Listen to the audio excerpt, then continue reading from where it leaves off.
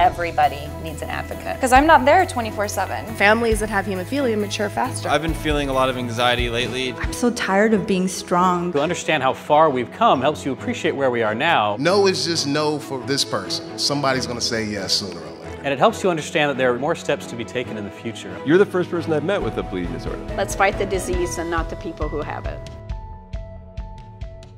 It was just a routine blood test, and anything below 0.5 means that you don't have an inhibitor, and his, I think, came in at 0.7. My husband and I slept with our cell phones. Thank God they did have cell phones at that time.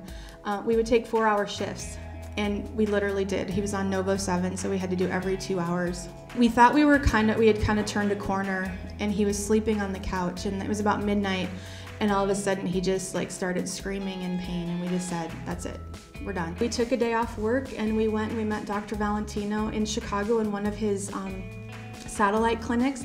And all of a sudden he's like, you're the last people here. Do you mind coming out into the lobby area? We're like, no. So literally we sat in the lobby area with the whole team in a semicircle. And they just said, there's no question, that's off, you can ask us anything.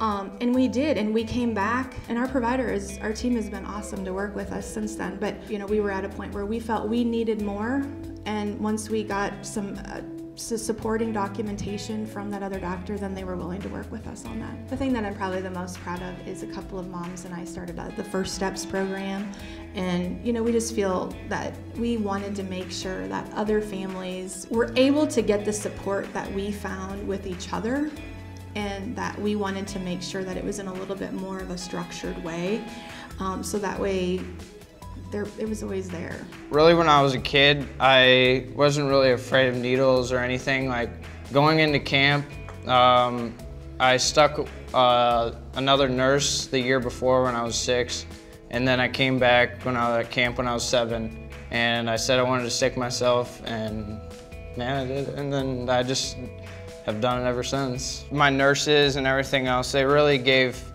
my parents and me the reins of how we need to treat because of my activity level and in between practices and what tournaments are coming up and how many practices I have a week. My dad had found online that there was a state team, and he asked if I wanted to do it, and I said, yeah, sure, I'll try out or whatever, and I didn't make it the first year.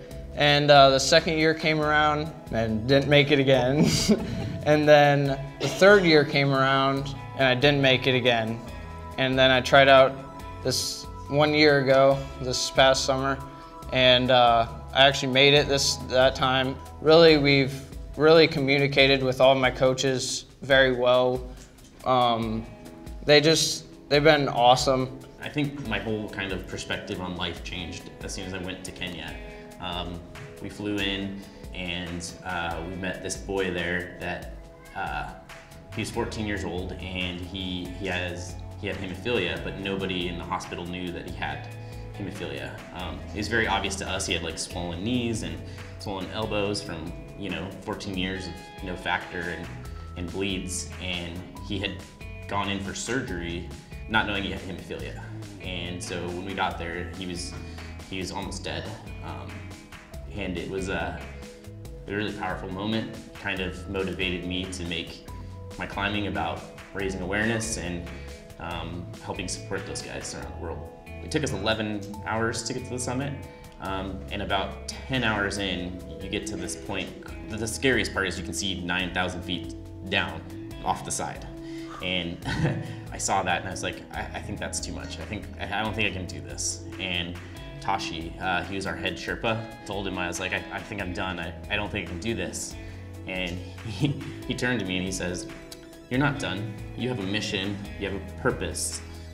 You can do this. He clipped his carabiner through mine and just started walking. And I stood up and I was like, okay, we're doing this. Don't let hemophilia be an excuse for you not to pursue your dreams, because we can overcome our hemophilia and live the life you choose, instead of the one you're told you have to live. And I think that's the most important thing I've learned through this whole journey is if you have enough drive and enough desire to do something, you can figure it out. You can figure out a way to do it. Round of applause for Kari, Brody, and Chris for getting up here and sharing so openly. Thank you, guys.